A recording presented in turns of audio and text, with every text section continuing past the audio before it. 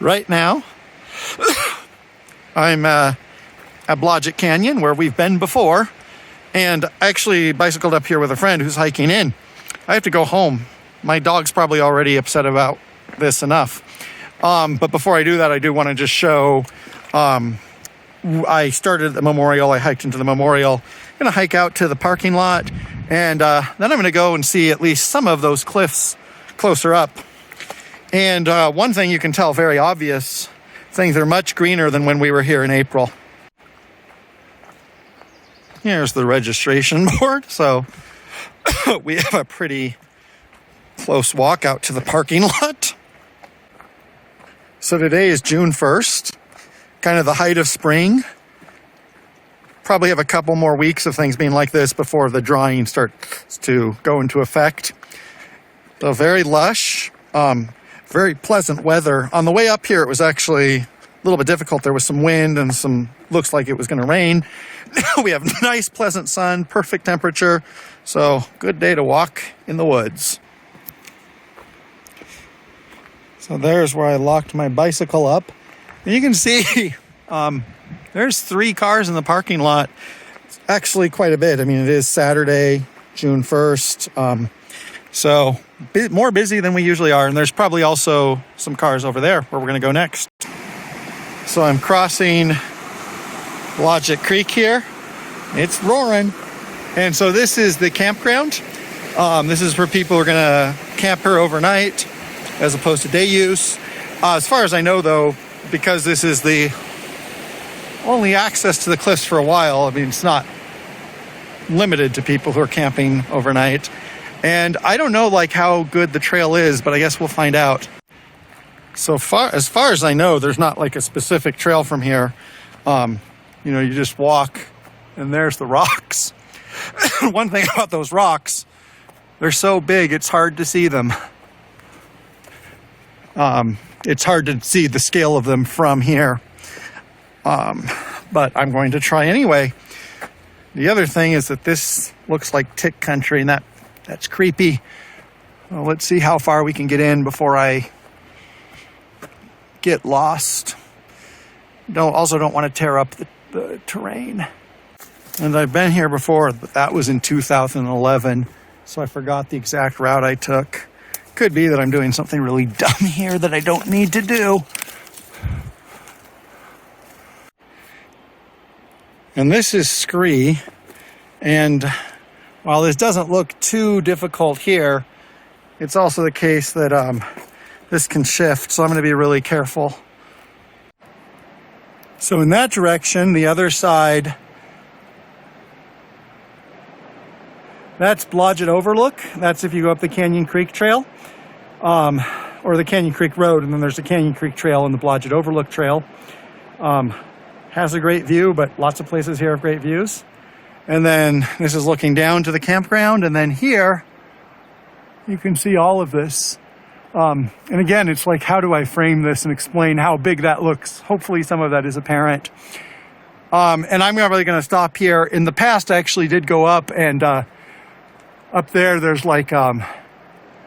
basically overhangs where, there's water falling down over your head at certain times of the year. A lot of stuff to see up there. And one thing is, and I've said this in other contexts, if you look at those cliffs and stuff, there's some good rock climbing here, or even bouldering or scrambling. As far as I know, and I've been here quite a few years, and I've done a lot of outdoor stuff, none of this is a famous destination. I mean, I'm sure some people come here and rock climb, but not really famous for it. Lost Horse, I think there's some bouldering, but it is one of those things where, it's I'm surprised sometimes that this is not better utilized, because it looks like it would be beautiful to climb if you were so inclined. Another thing to mention, if you look down that way, you can hear that water, see those trees. You can see how denser the trees become in the canyon, and probably Douglas fir of some sort. And then you go here, and you have some type of trembling aspen there. And then up there, you're back to those ponderosa pines with those very red bark, because you don't have very much groundwater in rock, so you get an ecosystem changing quickly. And speaking of the ecosystem changing quickly, if you look at rock like this, it might not seem like a fertile or lush place, but then you look into the crevices and there are ferns and stuff growing here. And if I spend enough time here, I could probably see snakes, maybe lizards, marmots, maybe just rats, that type of thing. And probably a lot of different animals if I had time to look at it. So even though something like this doesn't look like it's very productive or an ecosystem, just looks like a bunch of rocks, it's actually quite a rich ecosystem. And obviously it's very beautiful. I would like to say more, do more, see more, show more of this. It's so hard to capture it, like literally and metaphorically, but it is actually getting close to 7, and even though it stays light late, I do want to get home.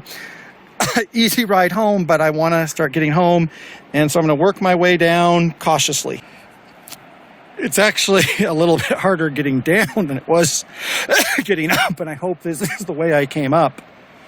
But, I mean, it's not terrible, but it's like, this is one of the situations where, 100 feet can be a task. I just came down off of that, and now I'm walking back through what you can see is pretty dense, lush undergrowth back in the Pacific Northwest, so to speak. And this is really an example, and there's so much example of this when you go out in nature where, I've said this in city parks, and you can tell it's twice as true here. You walk 3 minutes, 100 feet into something like that, and you really have changed the world you live in. But now, just a nice walk down this path to paved road, cross the bridge, go home, and that will be it for today, more or less. Also, as a note, there is an outhouse here, and I've said before in a lot of Forest Service campgrounds, you have paved roads, you have an outhouse. This for the Forest Service campground, Montana, this is really deluxe. There's even some picnic tables here, so compared to like Black Bear Campground up on the Skalkaho, this is actually a really deluxe operation.